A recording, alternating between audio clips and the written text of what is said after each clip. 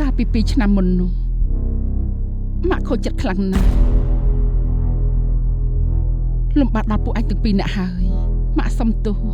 ដែលនាំទុកឲ្យពួកឯងម៉ាក់សន្យានឹងធ្វើជាមនុស្សល្អជាងនេះម៉ាក់នឹងបដិញ្ញាចិត្តចាប់ផ្ដើមឡើងវិញ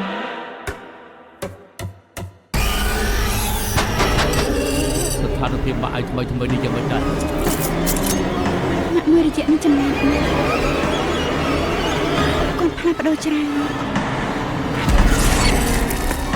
ឯងឃើញម៉ាក់សប្បាយចិត្តមិនបានទេតែម៉ាក់ធ្វើខ្លួនចម្លែកណាស់បងគិតតែពីម៉ាក់ម្នាក់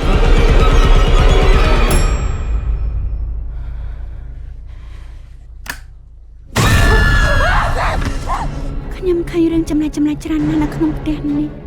ហើយគ្រប់យ៉ាងសុទ្ធតែពាក់ព័ន្ធនឹងម៉ាក់ម៉ាក់មិនមែនជាម៉ាក់ពីមុនទៀតទេខ្ញុំជឿថាទីនេះប្រកាសជាមានរឿងអាក្រក់កើតឡើងហើយយើងធុញទ្រាន់នឹងពួកឯងណាស់ពួកឯងមួយថ្ងៃចេះតែទា